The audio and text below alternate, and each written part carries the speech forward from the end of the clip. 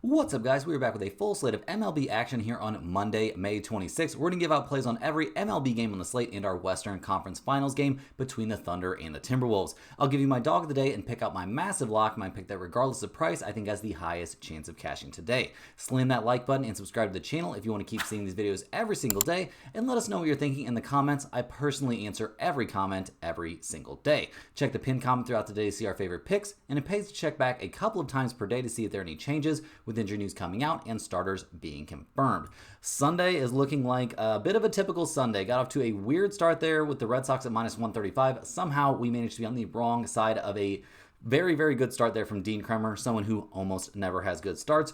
We had the under there on the Milwaukee-Pittsburgh game, and that play was live until the 8th inning where the offense just came flooding in. So that was pretty annoying. Now, we did nail the Giants at minus 160. Ray was great. Soraka not great. A closer game than I expected, but the Giants do come away with the win. We've still got TJ McConnell here live to get over 7.5 points in that Eastern Conference playoff game. We had the Reds at plus 100. That was super annoying. They had a nice lead basically the whole game and then collapsed down the stretch, which is extra weird because the Reds have had a pretty decent bullpen generally speaking this season. We still have the Yankees live at minus 1.5 as our massive lock of the day, and they're currently up 5-3 with a couple runners on base in the top of the 9th inning, so hopefully they can hold on there against the Rockies. We'll be keeping you updated on that one as we make it through today's games here for Monday. So let's go ahead, guys, and jump in. Time for a nice bounce back on Monday. Could be a little bit weird. It is a holiday, so we'll see how things go. First up, we've got the San Francisco Giants going on the road to take on the Detroit Tigers. The Giants come into this game fresh off of a nice win there over the Nationals yesterday. We cashed that one, so slam the thumbs up button for a win on a Sunday, guys. The Giants are going to be handing the ball in this one to Hayden Birdsong, who comes into this game going to be making his second start in a row. His first start this year looked very, very good. A huge bounce back after getting shelled by the Diamondbacks. He went up against the Royals, went 5 innings, gave up 5 hits, only a single run, and it was unearned. So very good stuff there. We'll see if he can keep himself on the straight and narrow here. Now, even if he doesn't, the Giants bullpen has been very good. A 2.62 bullpen ERA. That is the best bullpen ERA in all of Major League Baseball. The offense for the Giants is cooling off, which was pretty predictable given the numbers we were seeing from them in the early goings. They were scoring tons and tons of runs despite not being a great batting average team, despite not being a great slugging percentage team. They were still finding a way to get tons of runs across the plate. And what we've seen recently, like 3-0, 4-4, 3-1, 3, that seems more around the realm of what should be normal for the Giants this season. So we'll see what they can get after here against the Tigers, who, man, Scooball looked amazing. We didn't put the Tigers as our lock of the day yesterday, and I wish we would have, because Scooball went out there, 13 strikeouts in a complete game, total domination. The Tigers are 34-20 on the season, handing the ball in this game to Keter Montero, who has had his struggles this year. This young 24-year-old's 1-1 on the year, a 5.28 ERA. He got shelled by the Cardinals his last time out. Not a great look. Now, we do see that the Tigers were 4-0 over his last 4 starts before that, but getting shelled by the Cardinals doesn't exactly fill me with confidence. So maybe he's in a little bit of a bounce back spot. It's not like the Giants are the scariest offense. The Tigers bullpen's been very good this year, top 8, top 9, something like that in the majors. So no huge problem there in terms of bullpen situation. The offense has been floundering a little bit. I mean, they've scored 5 runs in each of their last 2 games, so maybe they're fine now. They're still 4th in the majors in runs scored, top 10 in batting average, top 10 in on-base percentage, and top 10 in slugging percentage. And I don't think it's any stretch to say this Tigers offense may finish as a top 10 offense in the majors. So, looking at the numbers for this game, guys, the Giants are minus 106, the Tigers are minus 110. We've got a total of 8.5. San Francisco is a 500 road team. They are 16-9-1 to the over on the road. Detroit 18-8 at home, 14-9-3 to the under at home. The question in this game is, which starter is going to figure their stuff out? Like, is Birdsong really going to be this good here right out of the gates? Doing a good job against the Royals, not the same as doing a good job against the Tigers. So I'm going to lean here just slightly towards the Tigers at minus 110, under the impression that Montero will have a bounce back and we'll see the Tigers have a good day at the plate, but not a game where I'm showing tons of value. Next on the docket, we've got the Boston Red Sox going on the road to take on the Milwaukee Brewers. The Red Sox come into this game fresh off of letting us down in a huge way their last time out. They just lost 2 in a row there against the Orioles, scoring a grand total of 2 runs over those last 2 games. Pretty embarrassing stuff. So we'll see if this team that was supposed to be good this year, which hasn't been good this year, they're 1 game below 500, can bounce back a little bit. Now they're handing the ball in this one to Garrett Crochet, who's been great this year. No major shock there. He's 4-3 on the season, a 1.98 ERA. He was dominant his last time out. 5 1/3 innings, 5 hits, 1 earned run allowed there against the Mets. However, we eventually see the Red Sox lose that game 5-1. We also saw them lose 4-2 in a start before that against the Atlanta Braves, where he was also very, very good. You can only do so much as a starting pitcher to help your team win games. You put them in a good position, and if they can't score any runs, you're kind of up a creek without a paddle. So we'll see what goes on in this one, guys. Oh, cool. Our Yankees play just got scratched there with, I would assume, a solo home run there in the 9th inning, which would be, yep. Cool. Very, very cool. That is another 9th inning loss. I think that makes 5 9th inning losses in the last 3 days, something like that. So I am pretty tilted about that lock of the day not coming through, guys. Not gonna lie. So we'll see if we can bounce back here and find something positive in this Red Sox-Brewers matchup. Now, the offense for the Red Sox has been abysmal recently. I mean, 2 runs over their last 2 games. It's supposed to be an offensive powerhouse, and while they are still 5th in the majors in runs scored and 8th in batting average, I'm not really feeling it right now. But they are going up against the Brewers, who haven't had a great time. They're 26-28 on the year. They are fresh off a 6-5 win against the Pirates. They split a 4-game series in Pittsburgh, so that's not exactly what you should be trying to do if you're wanting to be taken seriously as a contender out there in the NL Central. They're hitting the ball here to Chad Patrick, who's 2-4 this year, a 3.23 ERA. He's fresh off of, I guess, a decent start against Baltimore. 4 2/3 innings, 4 hits, 1 earned run allowed, but that was a game we eventually saw the Brewers lose 8-4. So we'll see how things go. I'm not super high on Chad Patrick, if I'm being honest. Also pretty low on that Milwaukee bullpen. A 4.72 bullpen ERA leaves a lot to be desired. Offensively, it seems like they're finding their way here a little bit. I mean, 6, 1, 5, 8, and 4 runs over their last few isn't terrible for an offense that over the course of the year is 13th in runs scored, but 25th in batting average and 28th in slugging percentage. So looking at the numbers for this game, we see the Red Sox at -155, the Brewers at +130. We've got a total of 7.5. Boston 11-14 on the road, 14-11 to the over on the road. Milwaukee 15-10 at home, 15-9-1 to the under at home. I think we definitely have to be considering taking the Red Sox here in a bounce back spot of sorts and going up against a Brewers team that's not very good, like struggling against the Pirates, a pretty bad look. And with Crochet on the mound, a price of -155 seems very, very reasonable. Hopping in for a quick shout out to our sponsor of today's video, and that is, as always, StumpTheSpread.com. Click the link in the description to go over there and see the top confidence picks from our entire team of experienced cappers. Right now, our premium members are getting daily MLB, NBA, NHL, and UFC picks. Major League Baseball has been our most profitable sport the last 3 years running. Is off to a great start to the year. No real concern about whether or not we're going to have a profitable season this year in MLB because our premium capper over there has gotten off to an amazing start. It's not me, guys. That's why you will often see the picks in these free videos be very different from what you're going to see in the premium picks over there at Stump the Spread, because we've got a guy that is has a lot more experience than me covering MLB over there. He's been doing it for 10 plus years. I don't know. It's been so long. I have lost track, to be honest. Like, he's a monster, though, taking every possible variable into account. The amount of work that goes into these premium picks is pretty wild. So definitely get over there. Check that out. Once you get to StumpTheSpread.com, you'll be able to see exclusive free picks that are only posted there, our free-to-use bet size calculator, and like I was saying, our premium top confidence picks. Also, you need to get over to StumpTheSpread.com and sign up for our free email newsletter. Tons of great information that every single day. There will be free picks in it. There are parlays in there. There's NASCAR betting, golf betting, all kinds of niche sports included in that. So a very, very great value when you consider the fact it costs you $0.00. So definitely get over there. They just need your name and your email address to set up a free account, and then you'll be on that email list.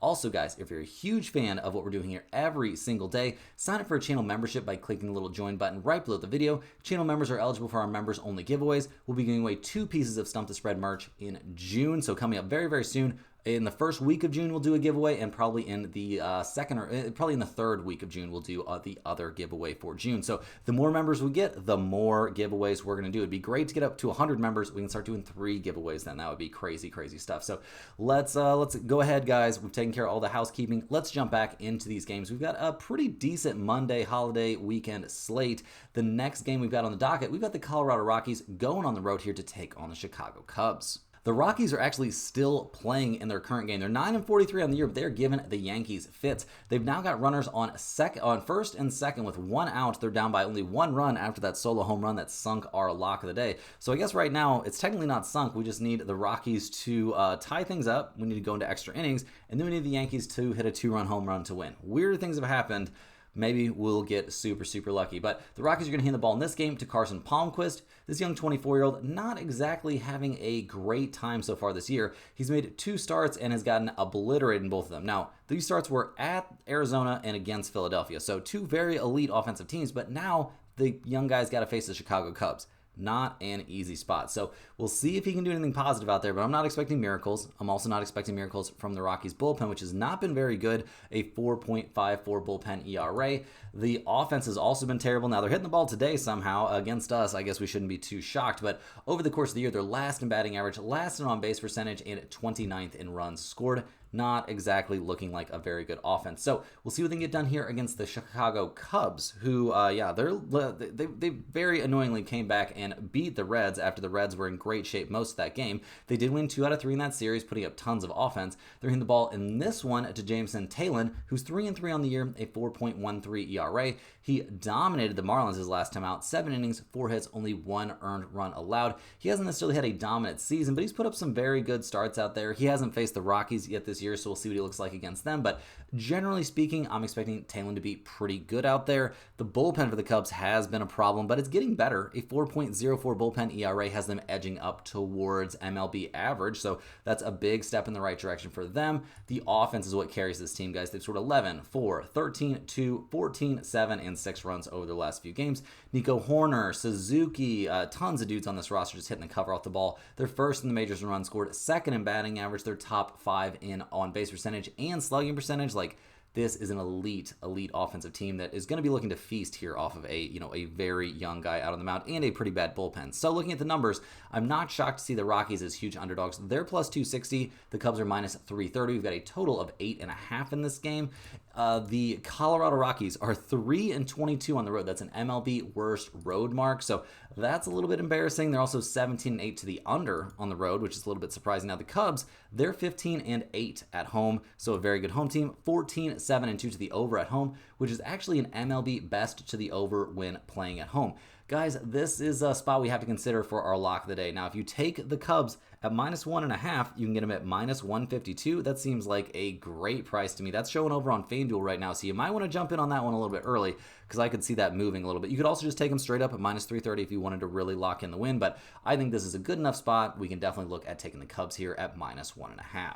Next on the docket, we're looking at the St. Louis Cardinals going on the road to take on the Baltimore Orioles. The Cardinals come into this game fresh off of sweeping the Diamondbacks. They won 3 one-run games, so let's not get too excited, but they're taking care of business. They're winning games. They're keeping the pressure on Chicago there in the race for the top spot in the NL Central. Now the Cardinals, they're going to hand the ball in this game to Eric Feedy, who's 3-3 this year, a 3.77 ERA. He's in a bit of a bounce-back situation coming off a rough start there against the Tigers, but his 2 starts before that, he shut out the Phillies and shut out the Nationals. So definitely somebody that's got the stuff to put up very, very elite numbers. Will he do that here against the Orioles? He hasn't faced them yet this year, but he's done a good job against much better teams than the Orioles, but he could also struggle. That's the kind of the name of the game here for Feedy so far this year. Now, the Cardinals bullpen has kind of escaped some early struggles. Their bullpen ERA is all the way down to 4, which doesn't sound great, but it was much, much worse than that at some other points. So we'll see what happens with the bullpen as we move forward, but the offense is where the Cardinals have really made their mark this year. They're 8th in the majors in runs scored. They're 4th in batting average.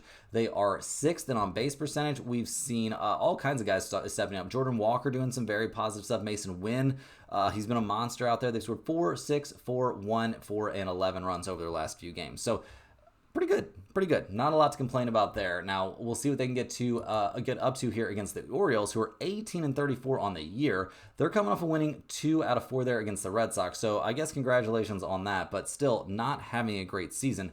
Unfortunately, we don't have a confirmed starter as of yet for the Orioles for this game. Now, they're 25th in the majors in quality starts. They're second to last in earned run average as a team, so not exactly expecting anybody amazing to be going out on the mound for the Orioles in this game. So we'll see what things look like. Obviously, if this ends up being a bullpen start for Baltimore, that's a disaster. 4th worst bullpen in the majors, a 5.46 bullpen ERA.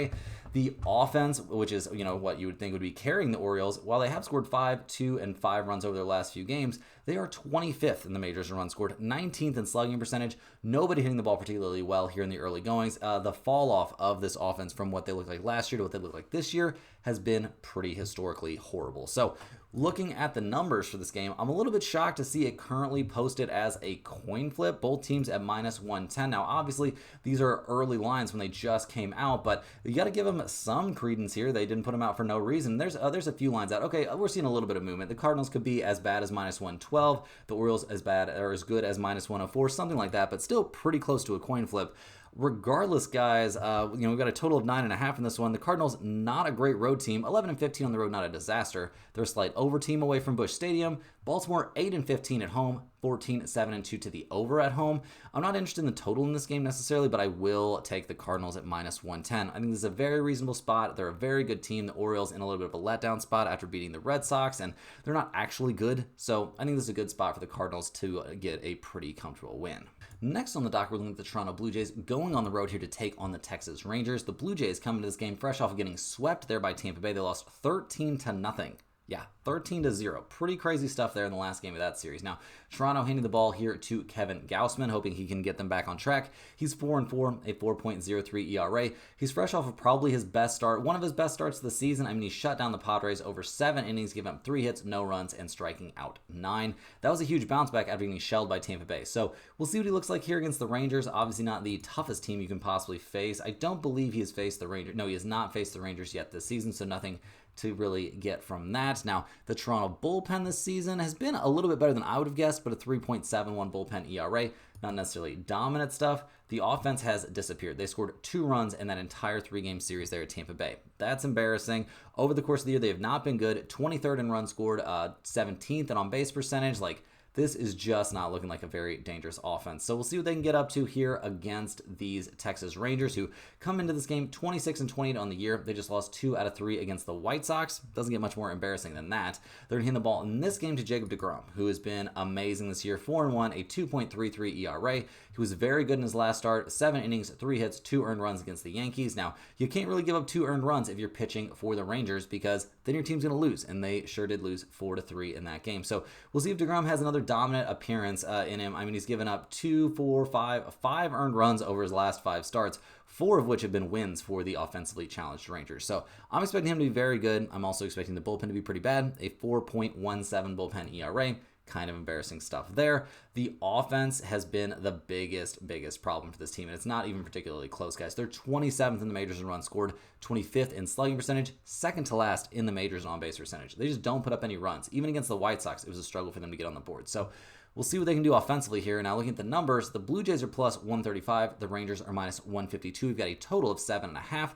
Toronto, 9-14 on the road, 13-9-1 to the under on the road. The Rangers, 17-10 at home, 21-6 to the under at home. That's an MLB best to the under at home. I think this is an excellent spot to take under 7.5. I don't know if I'm going to put under 7.5 in the pinned comment for this game. That maybe seems a little bit ambitious for an afternoon game, but I just don't think we're going to see a ton of offense with deGrom on the mound. I worry about Kevin Gausman, but the Rangers' offense is so bad, maybe that's not a huge concern. In terms of a side, I will lean here just slightly towards the Rangers, but minus 152 is too expensive for me to be too interested in that. Next up, we're looking at the Chicago White Sox going on the road to take on the New York Mets. The White Sox just won 2 out of 3 against the Rangers and had their chances there in Game 3, eventually losing 5-4. They're hitting the ball in this game to Adrian Hauser, who's 1-0 this year with a 0.00 ERA. He's going to be making his second start of the year is all, so let's not get too overconfident, but he went 6 innings, gave up 2 hits, and no runs there against the Mariners in a 1-0 win for the White Sox. So very good stuff for Hauser here right out of the gate. We'll see what he looks like here against the Mets. Obviously a little bit tougher nut to crack than the Mariners, but I mean, can't really say anything bad about the dude. He was lights out in his first start of the year. Now, the White Sox bullpen, not very good. A 4.57 bullpen ERA is in the bottom half of the majors, but not as bad as last year. The offense, though, still pretty bad. Even though they've hit the ball a little bit better recently, they're still 29th in the majors in batting average and 29th in the majors in slugging percentage. They've scored 4, 10, 4, 5, 1, and 1 runs over their last few games. Maybe they're due to get this going. Maybe they're due to cool off, though. So we'll see what they do against the Mets, who are 31-21 on the year. They're currently playing on Sunday Night Baseball in this game. You know, they're at home, so they're not going to have to travel to play this game or anything like that. They're, what are they at? They're up 2-1 in the top of the third, so we'll see how that goes. They're handing the ball to Clay Holmes in this game. He's 5-3 this season, a 3.13 ERA. He was good against the Red Sox his last time out. 6 innings, 4 hits, 2 earned runs, but got 0 runs of support. He's been decent. I'm not going to say he's been dominant over his last 5 starts, but he's definitely been decent. He hasn't faced the White Sox yet this year, so we'll see how that looks, but I'm expecting generally decent stuff from Clay Holmes. Not necessarily, I don't think he's going to go out there and throw 8 shutout innings, but I think he can give you 6 innings and give up 2 runs, and that you would think would put the Mets in a good spot. They've got a very good bullpen, 3rd best in the majors, and their offense is supposed to be really good. A little bit all over the place. I mean, they are currently 12th in the majors in runs scored and 16th in batting average. Definitely we're supposed to be a little bit better than that. Soto has not been great. Obviously, we got a very key double there. Yeah, was that yesterday? But I mean, I don't know. A little bit worried about Soto and his whole mental state right now. So we'll see how things go. Looking at the numbers, the White Sox, huge underdogs. They're plus 240. The Mets are minus 300. We got a total of 8.5. The White Sox are 5-21 on the road, 15-10-1 to the under on the road. The Mets 18-6 at home. That's an MLB best home mark. They are 14-8-2 to the under at home.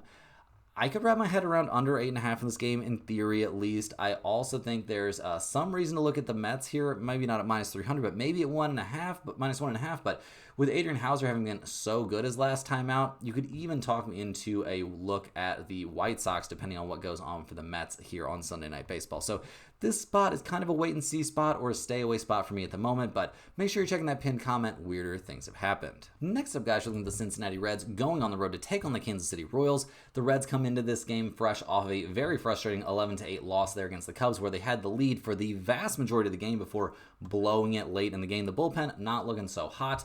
The Reds are going to hand the ball in this game to Nick Martinez, who's 2-5 on the year, a 3.43 ERA.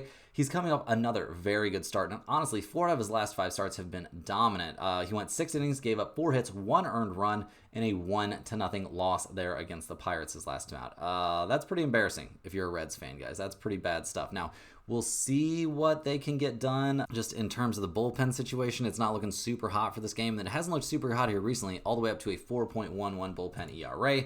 The offense, putting up 8 runs would normally be enough, but 8, 6, 6, 1, and 0 runs over their last few just doesn't paint a picture of a very, consistent offensive unit. I mean, they're 17th in batting average, 14th in on-base percentage, and I think if this ends up being actually MLB average style offense, maybe they should be stoked. I don't know if that's really the reality that's facing the Reds at this moment. So we'll see what they can do against the Royals, who come into this game. They just salvaged a win there in Game 3 against the Twins, winning 2-1. They're handing the ball in this game to Michael Lorenzen, who's 3-5 this year, a 3.77 ERA. He's fresh off a mediocre start against the Giants. He only lasted 4 2/3 innings, gave up 7 hits, 3 runs, 2 of them were earned. Just didn't seem to have his best stuff. Also, he went 7 1/3 innings, gave up 7 hits and 4 earned runs against the Astros in another loss there for the Royals. So he's shown flashes of greatness this year, but it has not been very consistent. So we'll see what we get from him in this game going up against the Reds, not a team he's faced this season. The bullpen situation for the Royals, though, it's been good this year. No way around it. A 3.22 bullpen ERA, very solid stuff. And they've needed to be good because this team does not put up runs, guys. They are 27th in the majors in runs scored, 26th in slugging percentage. They scored 2, 4, 1, 8, 2, 3, and 2 runs over their last several games. Nobody hitting the ball particularly well. I don't know what to say, guys. This Royals team just doesn't have a lot of offense. They feel vaguely like the Mariners last year, like very good starting pitching, very good pitching in general, and then no offense to back it up. So looking at the numbers for this game, the Reds are plus 100. The Royals are minus 120. We've got a total of 8 in this game. The Reds are 12-14 on the road, 15-10 to the under on the road. The Royals are 17-9 at home, 17-9 to the under at home as well. So I'll definitely lean a bit here towards the Royals at minus 120. I think Lorenzen has what it takes, slow down the Cincinnati Reds a good amount.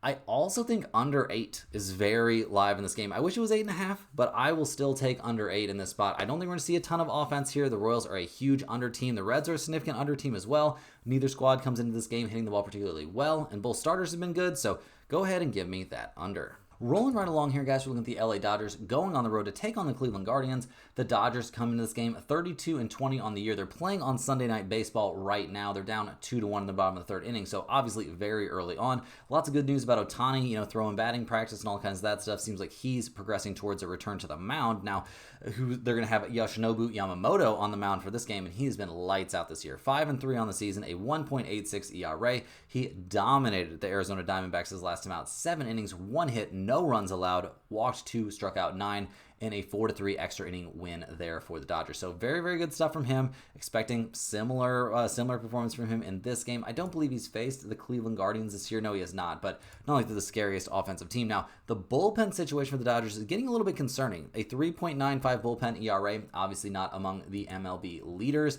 The offense is where this team is supposed to really, really shine, and at times, that's been the case this year, and I don't want to seem like I'm talking too much crap. They're still second in the majors in runs scored and second in the majors in on-base percentage, but I mean, 2, 7, 3, 4, and 5 runs over your last few, like no huge offensive outburst. So maybe that's coming here. We'll have to wait and see. They're taking on the Guardians, who did just win 3 out of 4 against the Tigers, but got destroyed by Skubal in that last game.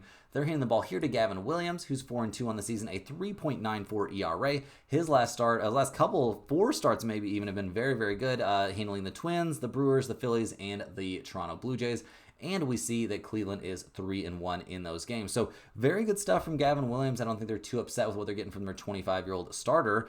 The bullpen this year, though, has not been great either, guys. A 3.80 bullpen ERA. So neither team probably super stoked about their bullpen right now. The offense for Cleveland was looking great until they just got mowed down by Skubal, but that's going to happen to some people, guys. They scored 0, 7, 3, 7, and 5 runs over their last few. Quan hitting the ball a bit better, which has been a huge step in the right direction. They're only 18th in the majors in runs scored, though, and 23rd in batting average. So not necessarily a juggernaut at the plate. Now, looking at the numbers, the Dodgers are minus 190 in this game. The Guardians are plus 158. We've got a total of 8.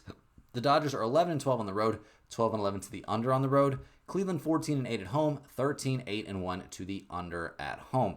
I'm not too interested in the total in this game. I want to lean towards the Dodgers a little bit given what I've seen from Yamamoto, but their bullpen's been so bad and their offense has been struggling, so I'm probably going to fade them a little bit coming off of Sunday Night Baseball. I mean, they're going to have to travel from New York to Cleveland. Not exactly a terrible flight, but they do have to travel. So, yeah, give me a little bit of a look here at the Guardians at plus 158, but more of a stay away spot for me. Next on the dock, we've got the Minnesota Twins going on the road to take on the Tampa Bay Rays. The Twins come into this game fresh off winning 2 out of 3 there against the Royals. They're 29-23 on the year, handing the ball to Chris Paddock, who's 2-4 this season, a 3.98 ERA. His last start, he did give up some hits against Cleveland, but went 5 1/3 innings, gave up only 2 earned runs on 7 hits, so was pitching his way out of trouble. In general, over his last 5 starts, he's been very, very good. We'll see what he looks like against a team like the Tampa Bay Rays. Not exactly juggernauts at the plate. I don't know, he has not faced them yet this season, so we'll see what Chris Paddock looks like in this one. He's been throwing the ball pretty well, so I'm expecting him to do generally all right.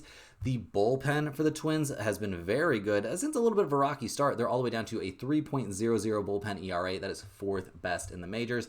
The offense for this team tends to come and go a little bit. I mean, they've scored 1, 5, 3, 1, and 6 runs over their last few games. They're currently tied for 18th in the majors in runs scored. They're 19th in batting average. Just not exactly an offense you're going to look at as, going to put up huge crooked numbers all the time. So we'll see what they get after here against the Tampa Bay Rays, who have won 5 in a row now. They just scored 13 runs against the Blue Jays in the last game of that series. They're handing the ball here to my twin brother, Zach Littell, who's 3-5 this year, a 4.25 ERA. He's fresh off of a serviceable but not dominant start against Houston, and he's been getting himself in trouble. I would say his last 3 starts, he's given up 6, 8, and 7 hits in those starts, respectively. Now, all of those starts have been wins for the Tampa Bay Rays, so he's apparently putting them in a good enough position to win. He's been getting some run support and some good support there from the bullpen, which has been very good, a 3.30 bullpen ERA. But I'm just a little bit worried about him in this spot. So we'll see what he looks like. I don't know if he's faced the Twins yet this year. No, he has not faced the Twins this season. So we'll see what Zach Littell looks like in this one.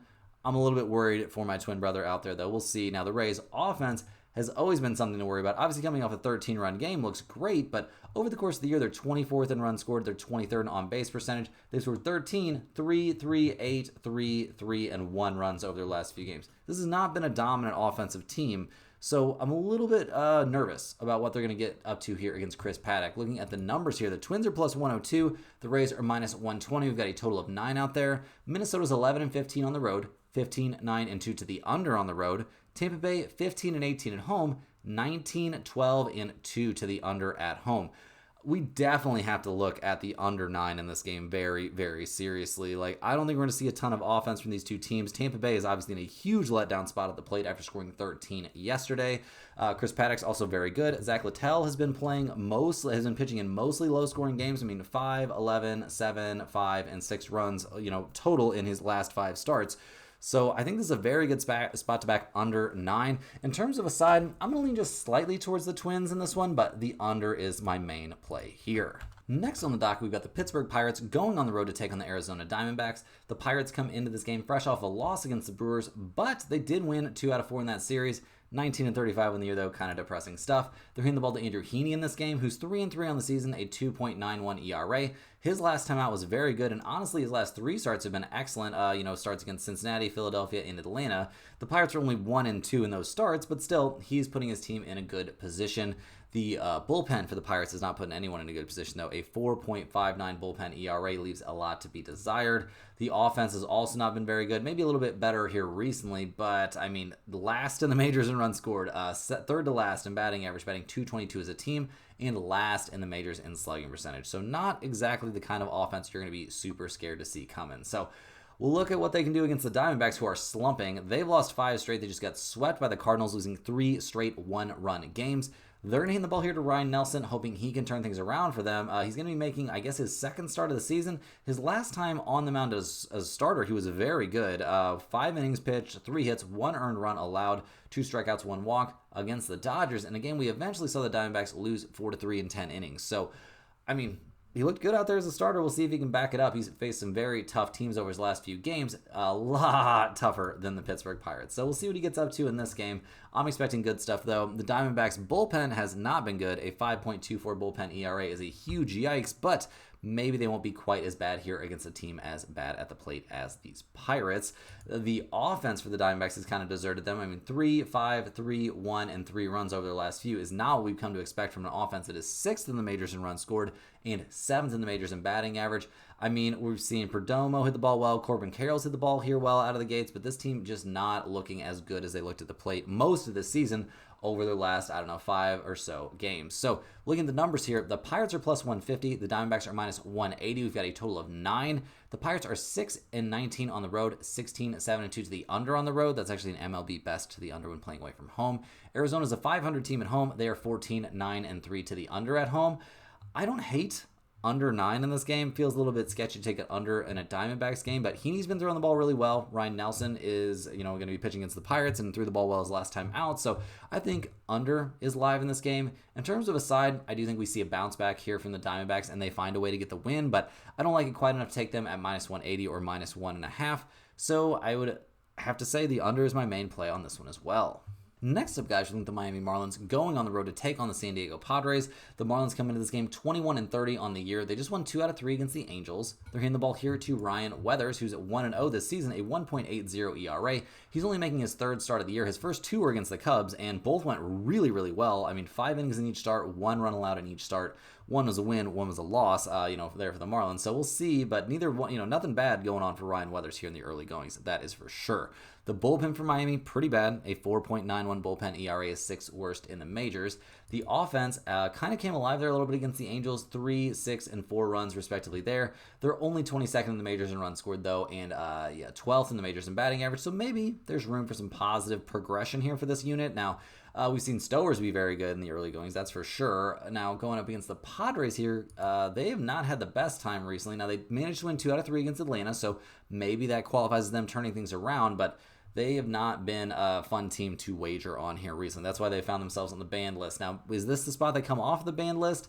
We'll have to wait and see. They're handing the ball to Randy Vasquez, who's 3-4 this year, a 3.49 ERA. His last time out got kind of shelled by the Blue Jays. 4 2/3 innings, 4 hits, 2 earned runs, including a home run allowed. But his, 3 starts before that were all excellent. So we'll see if he can get back on track here. I don't think he's faced the Marlins yet this year. No, he has not faced the Marlins yet this year. So we'll see what we get from him. I'm expecting him to be relatively good. The Padres bullpen was amazing early on, but they faded a little bit all the way up to a 3.48 bullpen ERA.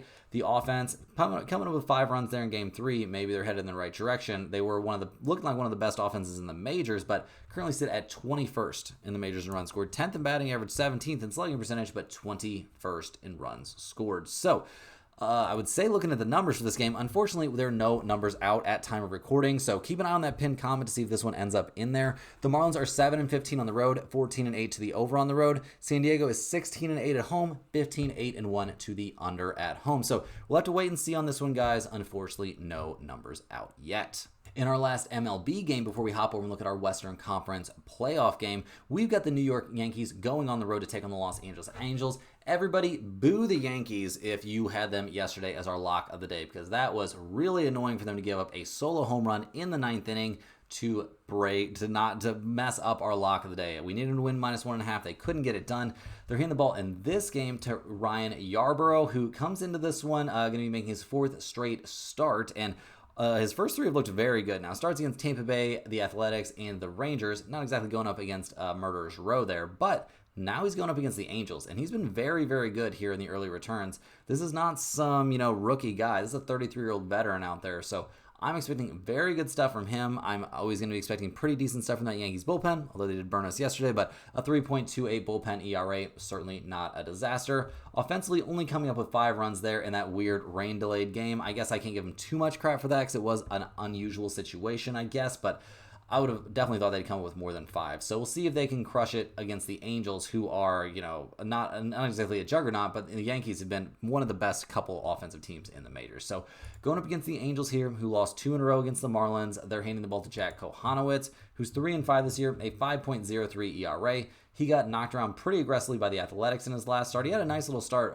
against the Dodgers, so that was nice, but I don't know if we can really trust him here against a team as good as the Yankees. This young 24-year-old has for sure had some pretty severe ups and downs this year.